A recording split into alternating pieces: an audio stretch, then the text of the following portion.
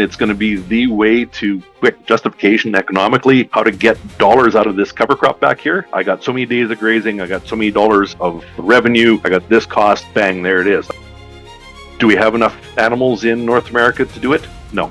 Can we rotate it through a farm, through whatever size of farm we have, with the technology we have now, with the razor grazers and that technology? Absolutely.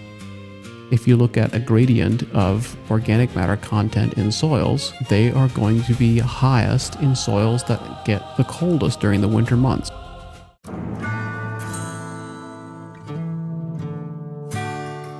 We could go on forever. It's already been 80 minutes. The promise of this event was also to talk about grazing. And I just wanted to say that my good friend Dean Andress was on the call from Rangeland Bison. I got a nice package yesterday full of bison jerky. And I opened this up and I ate it, and guess what? One of those packages was just over 100 calories. It was over 20 grams of protein. There's no artificial flavors because these artificial flavors are produced in a lab, and they're chemicals that go into our bodies and our children's body, and they affect the health of our whole human society. It's a great burden placed on us. And grazing, it just makes so much sense to me. That would go into my mouth, and that would be part of the ecosystem, is this grazing bison. Why don't we have more of it? We've got 10 minutes left. I want everybody to speak to this quickly. We'll go counterclockwise around the horn.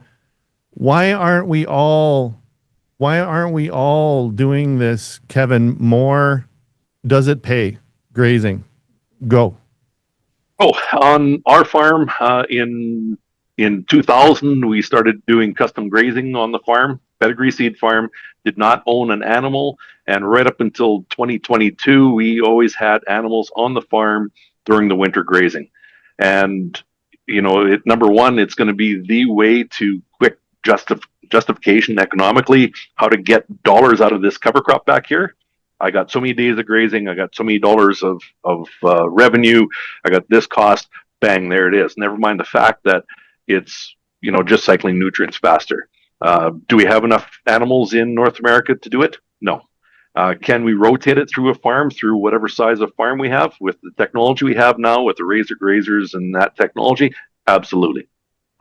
It just speeds up the whole process of rebuilding our soils and making them stronger. Love it. Melissa, do you have any feelings on grazing? Are you big, have you had Rangeland Bison jerky out of Lacombe? Have you tried it? I have tried it. You have tried it? I do. Yes, I like grazing. Two fantastic.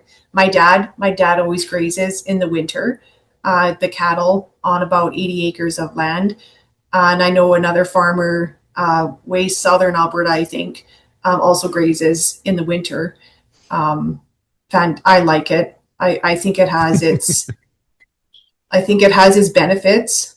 I think the size of land that you're grazing on, my dad just lets his cattle out on around 80 acres. I think that size, like I said, makes a difference versus just a small pasture, a little bit less dynamic in that sense. But in the winter on a good amount of field or land, I think it's good.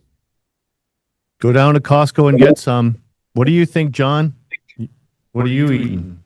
I think if I want you to promote my product, I'm going to make sure you get a sample the day before the webinar. Right?